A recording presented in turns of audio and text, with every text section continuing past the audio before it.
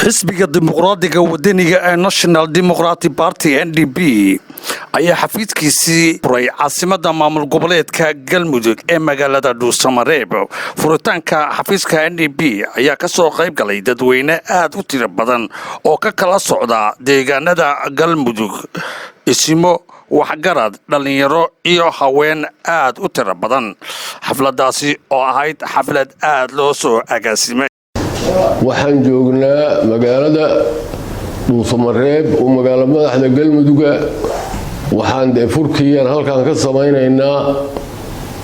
anigu waxaan ahay gudoomiyaha halkaan. waxaan adduunka iyo ummadda Soomaaliyeed aan u sheegaynaa xisbigaanu xisbi aad iyo aad u qiimo badan inuu yahay. waxaana haddii ilaahay ka dhigo aan gaarsiin doonaa taageerayaalkiisu way badan yihiin, meel walbay joogaan. raas xasayr iyo raas gamooni inta ka dhaxayda ayay joogaan, waana ay howlgaleen, meel walba waa ay ka howlgaleen. waxaan doonaynaa inaan gaarsiino xisbil xaakimka dalka Soomaaliya, xisbigan inaan gaarsiinaan doonaynaa ummadda Soomaaliyeed iyo adduunka oo dhan. waxaan leenahay ku soo dhawaada. bismillaahi raxmaani raxiim. maanta waxaan joognaa magaalo madaxda maamulka Galmudug ee Dhuusamareeb. waxaan taageeraynaa oo soo dhaweynaynaa xisbigan NDP. aan soo dhaweynaynaa, waa xisbi aad u wanaagsan, ummadana wax weyn u qaban doona. waxaan rajaynaynaa xisbigaanu xisbi ummadda Soomaaliyeed dan weyn u qaban doona inuu yahay. waxaan codsanaynaa maal iyo muruq cid walba inay xisbigaas ku taageerto si ay uga helaan ummadda Soomaaliyeed danta laga leeyahay xisbigan.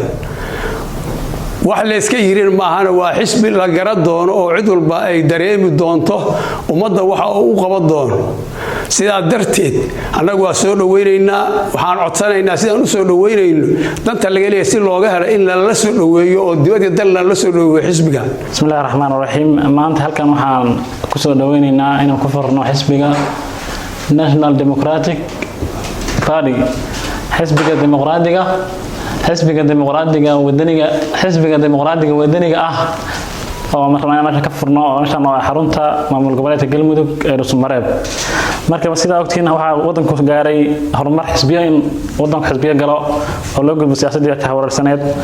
marka waxaan aad u taageersanahay oo soo dhaweynaynaa in maanta la furo xisbiga NDP, National Democratic Party, xisbiga dimuqraadiga wadaniga.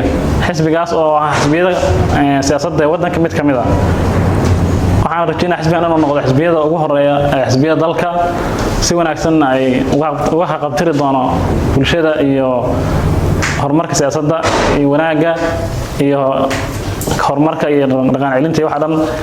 sidoo kale waxaan rajaynayaa inuu noqdo xisbiyada ugu horeeya ee wadanka aad taageer buuxa u hela. waxaa kaloo xisbigan ka furan yahay gobollo badan oo ilaa 9 gobol gaaraya oo xisbi weyn oo jiro waaya oo xisbiyada ugu waaweyn oo wadanka kamid ah. marka waxaan leeyahay taageero buuxa hala si xisbiga oo si fiican loo taageero, hala wanaajiyo dhalinyarada iyo aqoon-yahanada iyo haddaan nahay dadka reer Dhuusamareebna oo ku nool Galmudug. waxaan aad u taageersanahay xisbiga NDP, National Democratic Party. marka sidaas waxaan leenahay soo dhawaada xisbigan taageero buuxa la muujiyo. السلام عليكم ورحمة الله.